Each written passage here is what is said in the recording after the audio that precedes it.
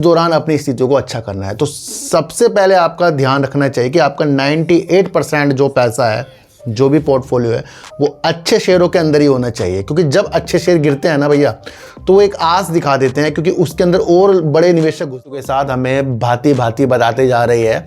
और 2047 तक के उसके जो लक्ष्य हैं ना, 30 गीगावाट परमाणु ऊर्जा के साथ जुड़ने के हैं, यानी कि 30 गीगा। तो वहीं से स्थिति आपको गंभीरता से जांच लेनी चाहिए।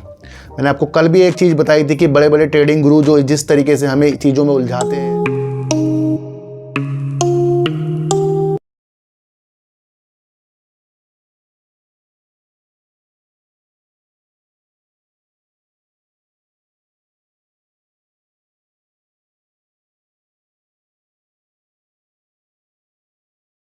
नमस्कार, मैं स्वागत करता हूं आपका अपने ही चैनल पर, जिसका नाम है सार्थक बाजार से। आज बात करेंगे एनटीपीसी की परमाणु ऊर्जा की रूपरेखा क्या है, क्या वो शुरुआत करने वाली है, कितने मेगावाट से परमाणु ऊर्जा के ऊपर वर्क करने वाली है, उसके ऊपर बातचीत करेंगे। और जेपी एसोसिएट के ऊपर एक न्यूज़ निकल कर आ रही है, जहां उसके ऋणदाताओं ने जो कंपनी को ऋण दिया था, अब वो ऋणदाता जो दिवालिया प्रक्रिया से इस कंपनी से अपने पैसे वसूलने की स्थितियों के साथ आ रहे हैं। जिन कंपनियों ने इसके अंदर बोलियां लगाई, उसमें डालमिया भारत है और आपका अडानी ग्रुप है, इस तरीके से और जो कंपनियां हैं उन्होंने जो बोलियां लगाई है ना, तो जेपी एसोसिएट के ऋणदाता कुछ कह रहे हैं। किस तरीके से वो बोली लगेगी, उसके ऊपर भी आज हम अपने विचार साझा करेंगे। न्यूज़ है, न्यूज़ के भांति चीज़ों को आपको समझकर चलना पड़ेगा। वोडाफोन आइडिया के अंदर आ रही है तेजी, क्या वो न्यूज़ है, क्या स्थितियाँ वोडाफोन आइडिया की है, उस पर भी आज हम विचार रख कर चलेंगे। मैं आपको इतनी सी एक बात बता दूँ,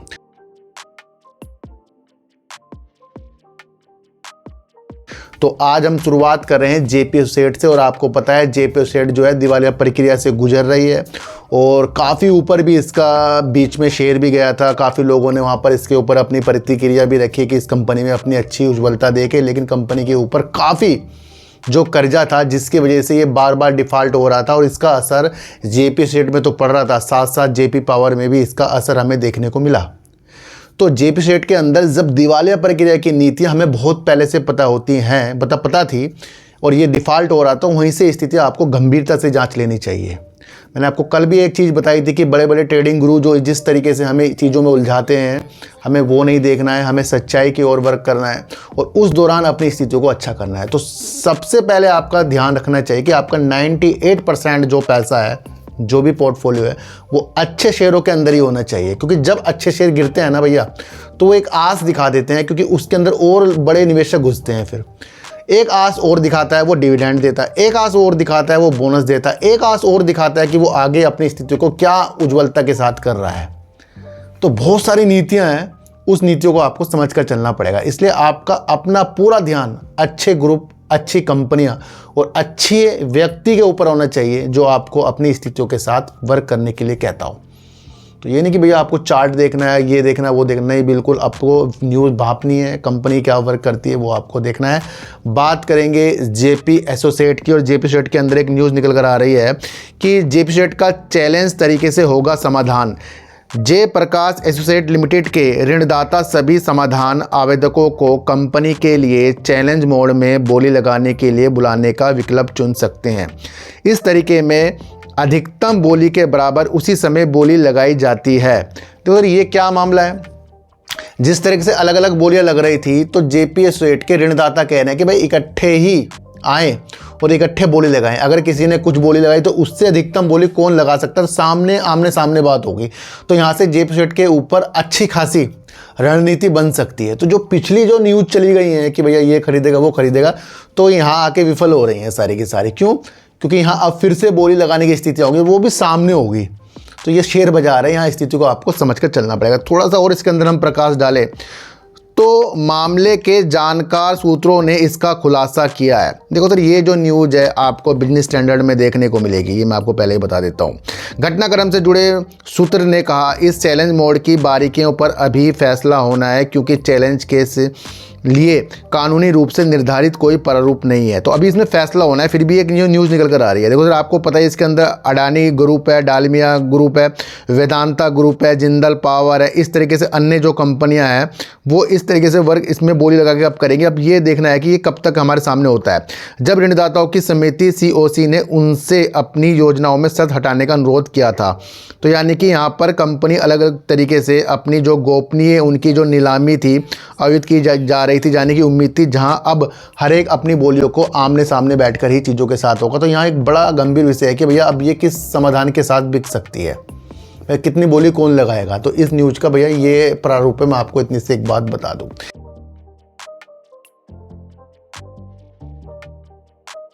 आपने PVC जो पाइप के बारे में तो सुना ही होगा। उन निर्माताओं जो भी कंपनियां वर्क कर रही हैं उनको चमक क्यों देखने को मिल रही है, क्योंकि जो सरकारी वर्क हो रहा है, जैसे भवन बन रहे हैं, अलग अलग चीज़ें बन रही हैं, तो वहाँ पर PVC पाइप की जो डिमांड है ना वो बढ़ती जा रही है। अब आप खुद देख लें कि भैया वो कौन कौन सी कंपनियां हैं। वैसे मोतीलाल ओसवाल जी ने किन कंपनियों के ऊपर खरीद की रेटिंग दी है, हम उस पर भी बात करेंगे। पहले इस न्यूज़ को अगर हम समझें तो भैया PVC पाइप निर्माताओं के लिए हाल के दिनों में अच्छी चमक देखी गई है, जिसका मुख्य कारण सरकारी बुनियादी ढांचे पर मजबूत खर्च, आवास क्षेत्र में तेज़ी और ग्रामीण बाज़ारों में मांग का धीरे धीरे सुधरना है। तो ये वो सारी स्थितियां हैं जहां पर सरकारी खर्च और आवास में तेज़ी के कारण ये सारी चीज़ें हो रही है।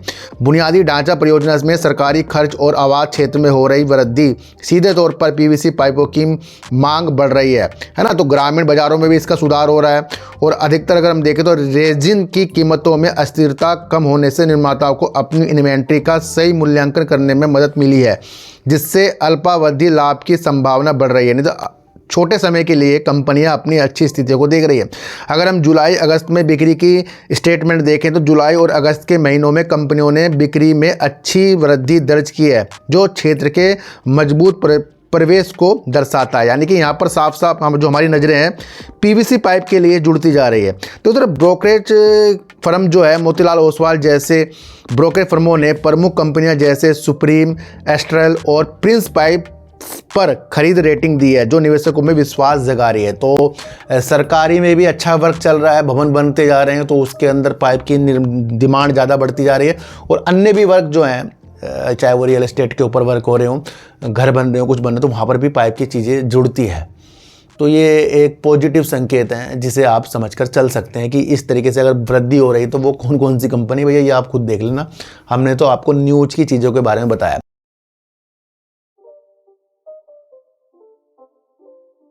अब बात करेंगे सर, NTPC अगले महीने 2800 मेगावाट की परियोजना के साथ परमाणु ऊर्जा क्षेत्र में प्रवेश करेगी। ये आपको पता ही है कि NTPC जो है पहली सरकारी कंपनी है जो परमाणु ऊर्जा की तरफ वर्क करने की स्थिति के साथ हमें भांति भांति बताते जा रही है। और 2047 तक के उसके जो लक्ष्य हैं ना, 30 गीगावाट परमाणु ऊर्जा के साथ जुड़ने के हैं। यानी कि 30 गीगावाट अकेले NTPC परमाणु ऊर्जा 2047 तक जोड़ेगा। और 2047 तक पूरे निजी कंपनी, सरकारी कंपनी मिलाकर हमारा कितना योगदान होगा, तो वो 100 गीगावाट। अब 100 गीगावाट में से 30 गीगावाट के लक्ष्य तो अकेले NTPC ने ही रख लिए। और NTPC आपको पता है ना, देश की एक बड़ी बिजली विद्युत कंपनी है, सरकारी बड़ी कंपनी है बहुत। वो परमाणु ऊर्जा की तरफ अपनी स्थितियों को देख रही है। तो ये वो न्यूज़ है। परमाणु क्षेत्र में प्रवेश करते हुए सरकारी स्वामित्व वाली बिजली उत्पादक कंपनी NTPC लिमिटेड अगले महीने राजस्थान के बांसावाड़ा में 2800 मेगावाट की परमाणु ऊर्जा परियोजना की आधारशिला रखेगी। इस परियोजना में 700 मेगावाट क्षमता के 4 दाब युक्त भारी जल रिएक्टर स्थापित किए जाएंगे। तो ये NTPC की एक अच्छी चीज़ें हैं जो अगले महीने कुछ हमें अच्छी स्थितियाँ देखने को मिलेगी। NTPC के अध्यक्ष और प्रबंध निदेशक गुरदीप सिंह ने यहाँ एक सम्मेलन में हमें बताया कि हमने सही फैसला किया है कि हम परमाणु ऊर्जा के क्षेत्र में बहुत आक्रामक रुख अपनाएंगे। हमारी योजना 2047 तक 30 गीगावाट परमाणु ऊर्जा क्षमता जोड़ने की है, ये जैसे मैंने अभी आपको बताया। उन्होंने आगे कहा कि NPCIL के साथ संयुक्त उद्यम परियोजना का शिलान्यास अगले महीने होना चाहिए, ये लगभग तय हो गया है। ये आप समझकर चलना। NTPC की योजना भारतीय परमाणु ऊर्जा निगम लिमिटेड के साथ अणुशक्ति विद्युत निगम लिमिटेड नामक एक मौजूदा संयुक्त उद्यम के हिस्से के रूप में और एकल आधार पर परमाणु ऊर्जा परियोजना स्थापित करने की है। माही बांसावाड़ा परियोजना इस संयुक्त उद्यम के तहत स्थापित की जा रही है, जिसमें एनटीपीसी की 49% की हिस्सेदारी है, ये आप समझ कर चलना। राजस्थान परियोजना की पहली इकाई 2031 में चालू करने की योजना है तथा पूरा संयंत्र 2036 में चालू किया जाएगा। सिंह ने कहा कि उस समय तक हम कई अन्य संयंत्र भी शुरू कर देंगे। हम टाटा इस तरह की जो कंपनी है, अंतर्राष्ट्रीय स्तर की जो कंपनी है, उनसे सलाह के लिए भी कंपनी वर्क कर रही है। तो ये स्थितियां जो है बेस्ट हमें देखने को मिल रही है, जहां अंतर्राष्ट्रीय स्तर की कंपनियों से ये सलाहकार नियुक्त करने की स्थिति के साथ ढूंढ रही है। तो सीधे सीधे एनटीपीसी जो है परमाणु ऊर्जा की तरफ अपने कदमों को अगले महीने से बढ़ाने की स्थिति के साथ हमें बता रहा है, जो राजस्थान के अंदर 2800 मेगावाट के लिए वर्क करने की स्थिति हमें बता रहा है, जो परमाणु ऊर्जा के साथ है। तो ये भी एनटीपीसी के लिए एक अच्छे संकेत ऊर्जा के क्षेत्र में हमें दिख रहे हैं, जहाँ परमाणु ऊर्जा एक अच्छा उद्यम बनने के लिए तैयार हो रहा है, ये मैं आपको बता दूँ। तो ये आप समझ कर चलना। अच्छा, अब बात करें वोडाफोन आइडिया के अंदर आ रही है तेजी, और वो किस लिए तेजी आ रही है, क्योंकि भैया बिना एजीआर की सोल्यूशन के बिना कुछ भी वोडाफोन आइडिया के नहीं होगा। उधर बैंक कह रहे हैं भाई जब तक के एजीआर पे दृष्टि सही नहीं होगी तब तक के हम आपको लोन की स्थिति नहीं देखेंगे। दूसरा, अगर ये जो गैर वित्तीय संस्थाएं से लोन की बात कर रहे हैं वहाँ से उतना लोन इनको मिलेगा नहीं।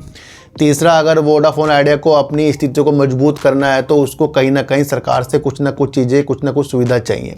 और चौथा, आपको समझना है कि इसके अंदर वोडाफोन आइडिया के अंदर 49% तो हिस्सेदारी सरकार की है। और अगर एजीआर के ऊपर कुछ राहत वोडाफोन आइडिया को दी जाए कि भाई चलो सरकार और इसके अंदर अपनी हिस्सेदारी ले, तो भैया फिर इसके अंदर सरकार कितनी बन जाएगी ये आप खुद सोच लो। और अगर अलग नीति निकाली जाए कि भैया छूट दी जा रही है, मतलब इतना पैसा दे दो, छूट दी जा रही है, वो इसके लिए अच्छे संकेत दिखाएगी। वरना वो नहीं कि सरकार इसके अंदर अपनी हिस्सेदारी लेगी तो फिर ये पूरी की पूरी सरकारी कंपनी बनने के लिए तैयार भी हो सकती है, ये आप समझ कर चलना। क्या न्यूज़ है, इस न्यूज़ को अगर हम समझे तो एजीआर राहत पर पीएमओ दोबारा फैसला लेने की रिपोर्ट के बाद वोडाफोन आइडिया के शेयरों में 2 सत्रों में 16% तक की बढ़ोतरी होगी। सिर्फ काम की वजह से इसके अंदर वर्क नहीं हो रहा है शेयरों के अंदर। और मैं आपको फिर बता रहा हूँ कि वोडाफोन आइडिया के जो कंपनी है सीधे सीधे आपको न्यूज़ बेस चलने को देखने को मिल रहा है, और ये पीएमओ जो होता है प्रधानमंत्री कार्यालय की स्थितियों के साथ हो रहा है। तो 25 अगस्त को लगभग 7.5% उछलकर इसने अपनी अच्छी चीज़ों को दिखाई, जब मिंट की एक रिपोर्ट में कहा गया था कि प्रधानमंत्री कार्यालय दूरसंचार प्रमुख के लिए राहत प्रस्ताव पर फैसला लेने के लिए तैयार है। तो सरकार इसके अंदर क्या फैसला लेगी भैया, ये हमारे लिए इंपॉर्टेंट है। ये नहीं कि इससे राहत मिल जाएगी या नहीं मिलेगी। इंपॉर्टेंट क्या है कि जो पीएमओ यानी कि प्रधानमंत्री कार्यालय से कुछ चीज़ें निकल कर आएंगी वो आपके लिए इंपॉर्टेंट हो सकता है, उस पर आपकी नज़र टिका के रखनी चाहिए, आपको मैं बता दूं। तो इसलिए कंपनी के अंदर करीब 2 सत्रों में 16% तक की तेजी आ गई।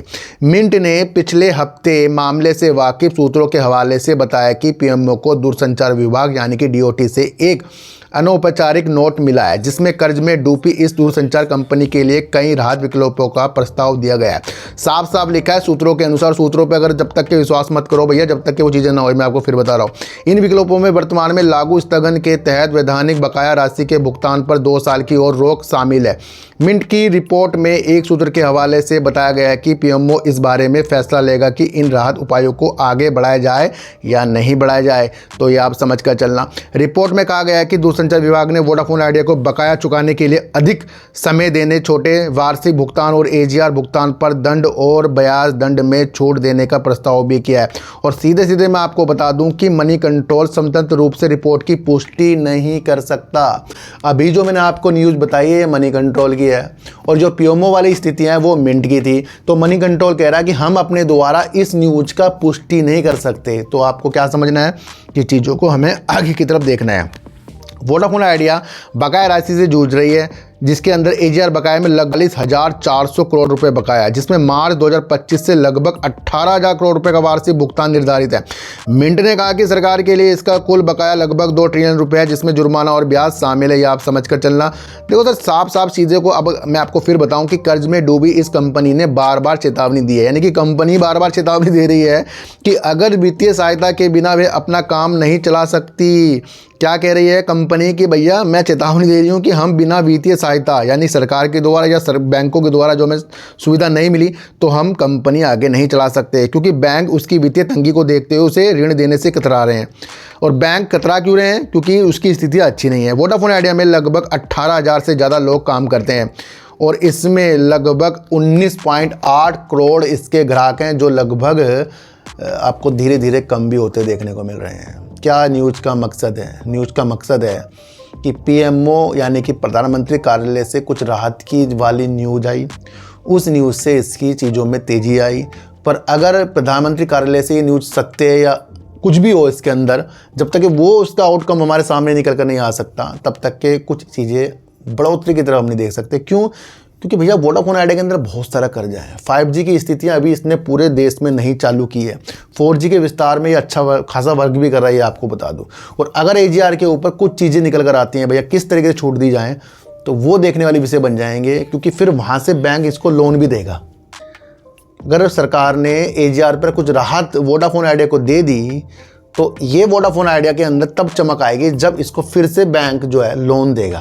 और जब ये इसे वित्तीय सहायता के बिना इसका कुछ काम हो ही नहीं सकता, इसे पैसों की ज़रूरत है, तो क्या होगा, इधर बैंक लोन देगा, सरकार से सहायता मिल जाएगी, तब जाकर ये वोडाफोन आइडिया अपनी स्थिति को और ज़्यादा सुधारेगा।